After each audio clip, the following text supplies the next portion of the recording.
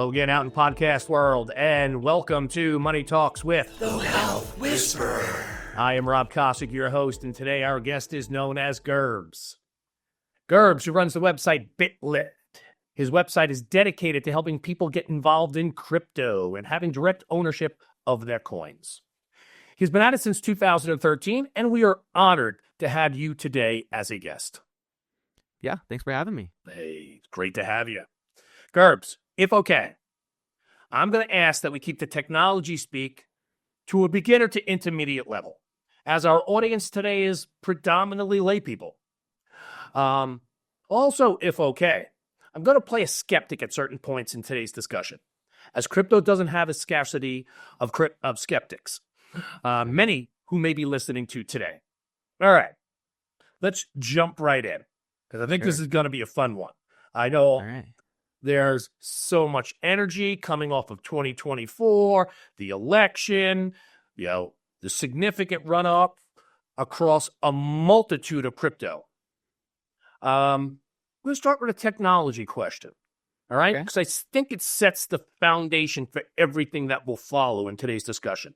In layman's terms, the question is, what is blockchain?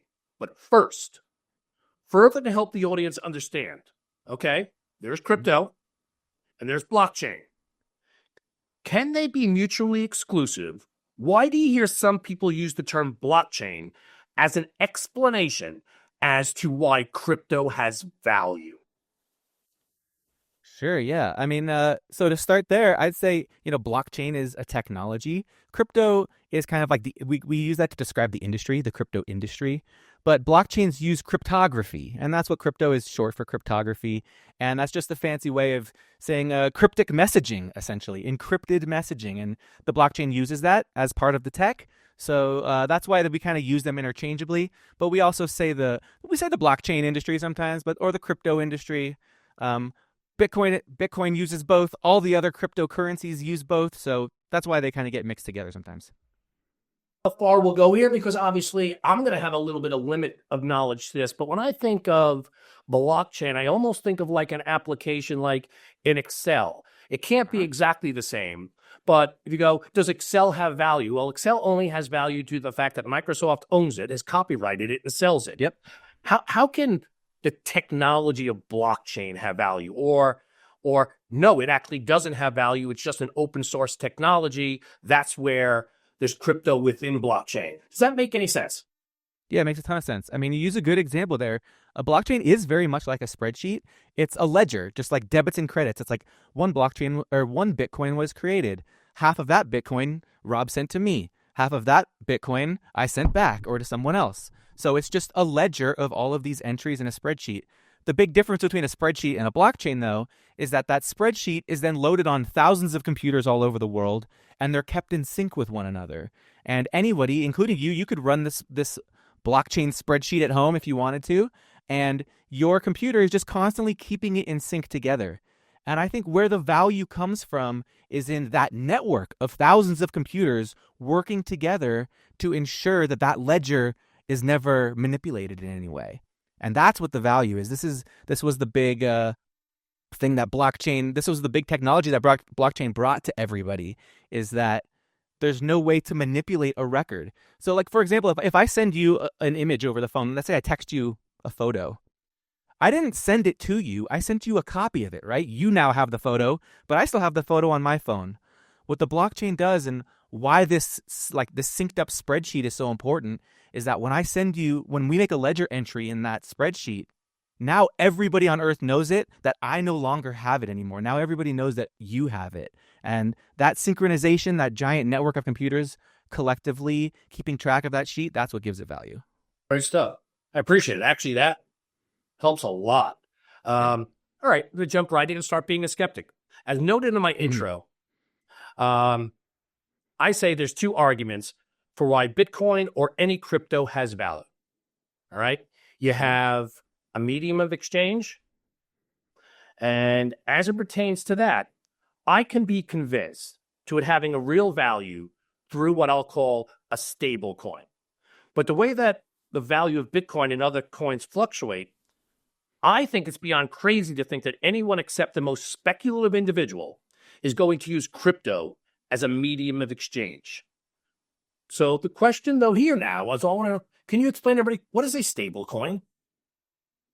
Sure. I mean, you were actually defining money, right? This unit of account, store of value, and medium exchange. Those are the three properties of money, and Bitcoin actually does fulfill those. It doesn't say that it's stable in relation to the U.S. dollar. It just says that it has those properties, right? A stable coin is something very different than Bitcoin. So Bitcoin obviously was the first cryptocurrency, but there's been many more since. And one of the most popular is called Ethereum. It's another blockchain technology. And Ethereum enables the ability to create tokens on top of it. It's like it creates one more layer.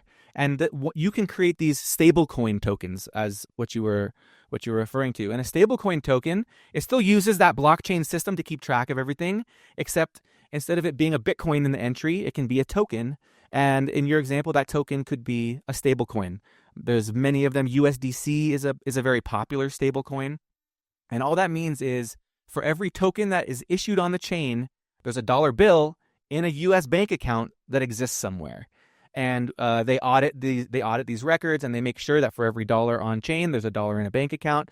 And that is one type of stablecoin that exists. There are other stablecoins. There's algorithmic stablecoins, which kind of like maintain a peg to the US dollar by buying and selling and incentivizing people to maintain this peg.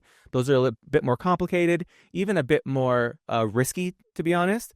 But a stablecoin that maybe your listeners would be interested in is the type where for every dollar in a bank account somewhere, there's a dollar on the blockchain, so you can feel safe knowing that it is backed by a US dollar. Okay. I'm going to give a personal take on it as it pertains to coins and a medium of exchange.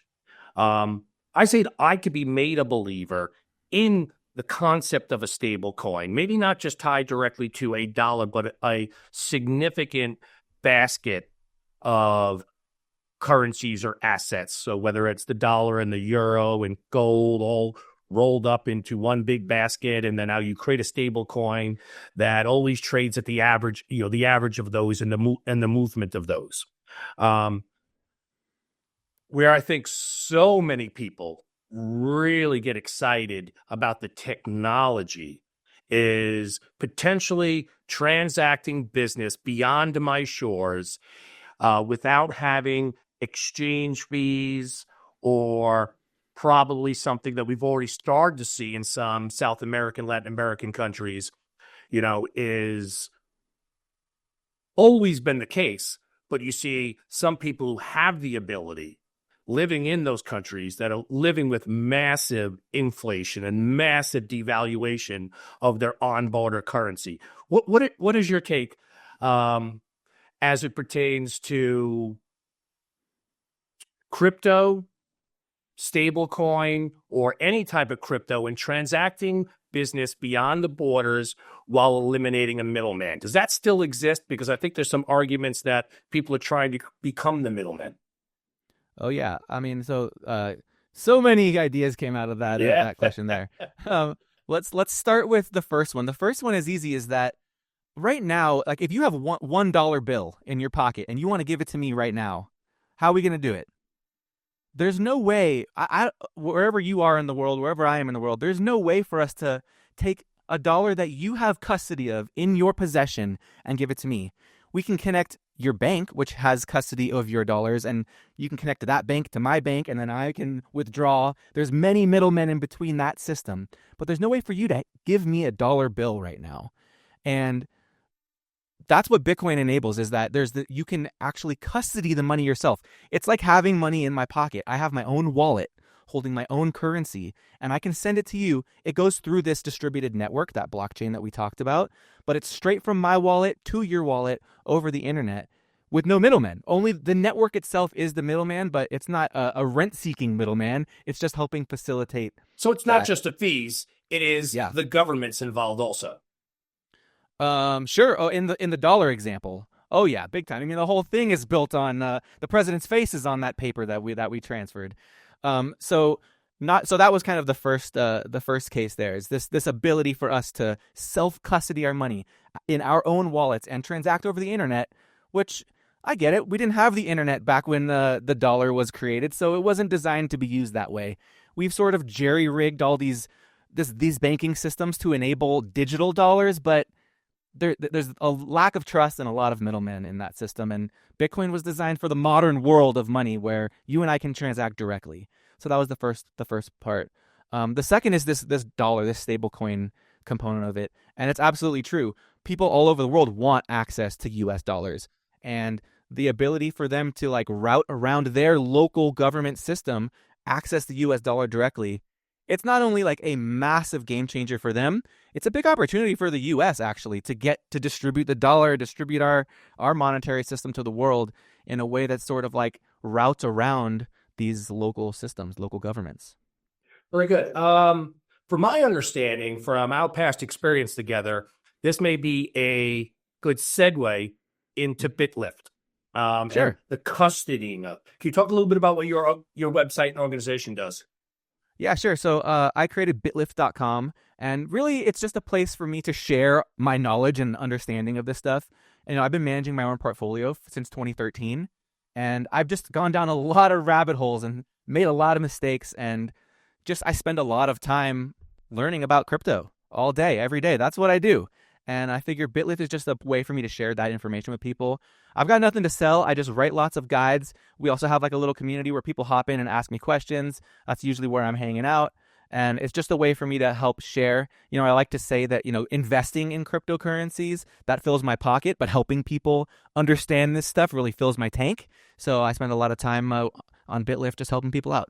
All the knowledge you dropped on us already today has been great, and we really appreciate it.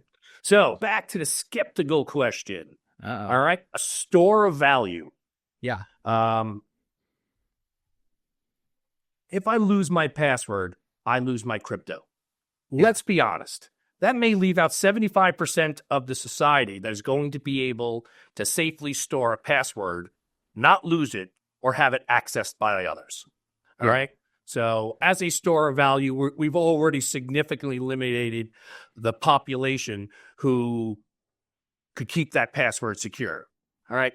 Not only having individuals lost billions this way, but billions having also been stolen. Now the future holds the potential of quantum computing. And if it's anything close to what is being promised, hacking Bitcoin becomes realistic. Are these concerns I'm stating real or overblown? Some are, some aren't. We'll go in reverse. Let's start with the quantum computing thing because it's so fresh right now. People are probably reading it in the headlines. If quantum computers are hacking Bitcoin, they're hacking your banks too. What we talked about, cryptography, is the underlying system of Bitcoin. When you go on your browser and it says HTTPS, that S stands for secure, and that means encrypted. When you're logging into your bank, when the banks are talking to each other, that's all using the same encryption, similar encryptions to Bitcoin and all the other cryptos. If that's getting hacked, everything's hacked. So we can start there. I think it's very overblown. We can also, there is quantum proof encryptions that exist. And if we have to, we can upgrade the encryption systems within the banks, within Bitcoin, within everything. That will happen if we determine that quantum computers are out there stealing everyone. So what we know today, it's overblown. We can stay tuned for many years into the future. For sure. But for the immediate future, this is not anything that someone should be losing sleep over. No, I don't think so, especially now. It's current because Google just relaunched some magical chip that does magical things, and we'll see. But when it comes to the thing I'll push back on a little bit is this part about you maintaining your password, Yeah, it's true. People are not very good about securing their passwords. But I would argue this is one of the most beautiful parts about crypto. This ability to take custody of your hard-earned money, not have Joe Bob down at Chase Bank, being responsible for your hard-earned wealth. The ability to at least have a portion of your money that you have custody of. It's not under your mattress. It's not in its physical form. All it is this password. And if you know that going into this, you can secure that password. You're a smart enough guy to figure out how to keep track of a password, how to have a loved one maybe have access to that password. It's worth the extra effort it takes to know that this password that you're writing down, we call it the private key in cryptocurrencies. If you know going into it that this password is going to hold a lot of your hard-earned value, I'm pretty sure you can figure out how to protect it. I've wrote a lot of guides about how to protect it on Bitlift. That's what I've done, and I think it's worth that extra effort. And I know that your listeners out there, if they're listening to this, they're smart enough to protect a password that's holding a lot of money. All right, I'm already getting a little concerned with your technological knowledge, because how did you know that my banker's name was Joe Bob? Exactly. Yeah, no, not really. All right. Okay, great. I'm a money manager. So what does that mean? I'm dealing in stocks. I'm dealing in bonds. I'm dealing in mutual funds. I'm dealing in ETFs. All right. Sure. 2024 was the year of the crypto ETF, the Bitcoin ETF. How do you feel about investors holding their crypto exposure through ETFs, which has by far been the fastest ways that investors are now getting exposure to crypto? Sure. Well, here, now I get to be the skeptic, right? Because I don't actually have any of those traditional investments. Everybody, all of my life has been telling me to, and I've been pushing back against it. I'm just not. I'm more on the. Since I am technical, I understand how crypto works, so I'm comfortable holding it in this way. And I know that anybody who's coming in right now today, they will not have that level of comfort that I have. And these tools like the Bitcoin ETFs, for example, are an absolutely incredible way to gain access to crypto, to gain access to Bitcoin right now, without having to understand any of the technicalities around it. If you think this new global decentralized money that's not controlled or inflated away by the government, if you think that's a good opportunity, yeah, you can smash by the ETF. That's a great starting point. You'll now start probably keeping more tabs on Bitcoin. When you hear it pop up on CNN behind you, you'll maybe listen a little closer because you hold the ETF. But the more you learn about it, the closer you can get to deciding, maybe I want to put a little Bitcoin in my wallet, my personal wallet, and take custody of it myself. Maybe if it's just a starting point is just a little bit to play around with it, learn how to use it. Once you have the ETFs, or once maybe you've invested through Coinbase or something like that, it would probably be like the next level. The last step would then be to withdraw a little to your wallet. I love these new on ramps that are making it easier for everyone. They are safe. There are billions of dollars now in these, especially like the BlackRock ETF, for example, is a great spot. I think it's an amazing opportunity. The one other advantage I would throw out there is that what you can't do with Bitcoin in your wallet is you can't borrow against it. And anybody who wants to leverage their portfolio for various reasons, the ETFs offer a pretty interesting opportunity to do that. I think I may join you a little and tell me your thoughts on this. Is once again getting back to the medium of exchange and getting back to those people who are more than a few, and there are thousands and thousands of more every day, becoming less and less trustful of the government, or Big Brother, etc. Confiscation of assets by a government. It's happened before. Yeah. It could certainly potentially happen again. They can confiscate your bank account. They can confiscate your brokerage account. If within your brokerage account you're holding an ETF in crypto, you've done nothing to protect yourself from Big Brother. Yes. I assume then, as it exists today, with there not being regulation directly on the crypto, that there'd be no way Big Brother nor government could keep me from my crypto. So if ultimately I could find my way out of the country of which I am sitting today because they are coming after me, and find myself in another country, technologically, I just need to get on a computer to be able to access my crypto, and it's still my crypto, and in no way could have been confiscated. Yeah, it's one of the biggest opportunities there is in all of this. Unfortunately, the ETFs, the Coinbase accounts, anytime you have a custodian of your assets, it can be frozen, shut down. I mean, I'm sure you've had thousands probably of clients over the years who have tried to move money around to invest with you, and there's some sort of holdup, some sort of delay. Someone's hanging on to it for a couple extra days so they can earn a little juice on it. So many things can go wrong when you have all of these middlemen and custodians. But I feel safer holding, and this is what blows people's minds, right? It's like I feel safer holding all of my net worth in crypto than I would holding all of it in ETFs and bonds and a diversified portfolio across custodians. I wouldn't do it. Yeah, whether it's a part of diversification or otherwise. But let me be clear: I'm not promoting that people should be concerned that the government is going to be at their door in the next 10 minutes. No. It's just factual. It is the reason why certain individuals, of which there are many, are proponents of crypto. Sure. And It's with the old Gerbz, gold there's many reasons why he's a proponent, but that is one that I just thought I would put forth. Is if that is the reason, now unfortunately ETF, in which the world that I live in, I have a number of clients of mine who are in crypto ETFs. Sure. Unfortunately, that would not protect you in that instance. Let's just hope, and I'm not promoting that would be at any time in the near future. Yeah, no, it wouldn't. I think there's this moment when you've spent some time researching this stuff and you test for the first time withdrawing a little Bitcoin, maybe from a Coinbase account to a wallet that you've written down the password on. There's a moment that happens there where it's very empowering. It's like for the first time you've taken custody of this money that you worked so damn hard for. You can now have custody of it. It's kind of like this. It's a light bulb moment for a lot of people. Personal question. Have you ever bought anything with any of the crypto that you own? Oh yeah, sure. I mean, not only that, I founded my business in 2013, and I would only accept payment in Bitcoin. So I've done over 10,000 Bitcoin transactions with clients over the years, and that's where I accumulated the majority of my crypto. And I also have operated a lot of business to B2B transactions. Since I was accepting Bitcoin as payment, I also got my vendors and the people I worked with to accept it as payment from me. So we created this little closed loop economy. None of us knew each other's bank accounts. We didn't even have to know each other's names. None of that mattered, but we could still transact over the internet, and it worked really well. That's awesome. You know what? This really starts to make me think, because I've heard people talk about this, but I don't know what the answer is, and I'd be very interested in your thoughts. Is if I have this password, am I off the grid?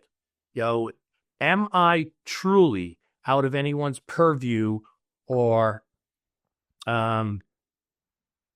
view of sight from what it is that I'm doing and where my crypto is? So yes and no, right? There is a way to operate within crypto anonymously, very anonymously. We call it pseudonymous because I have this Bitcoin address, which is where you would send me Bitcoin to. It's this address, but it's just a string of gibberish. It doesn't say Gerbz in it anywhere. So you could see the where the problem occurs is when any entity is able to tie my name and my identity to that address. And now behind the scenes, they can see, oh, Gerbz is the owner of this address. He received some Bitcoin here and sent it to there. And they have to track some of this stuff. We have regulations in the U.S. and the U.S. banking regulations where they have to track the money movements, not only where it came from, but 5 hops past where I send it to. And then they kind of aggregate all this data and create profiles on people behind the scenes. That is being done in crypto for sure. Oh yeah, Coinbase. And the thing is, Coinbase, in order for them to operate, your listeners may have heard of Coinbase. It's like the JP Morgan Chase of crypto, so to speak. In order for them to operate legally, they have to follow these banking regulations as well. So when you send money to Coinbase, you buy some Bitcoin, then you withdraw. My Coinbase account knows who I am.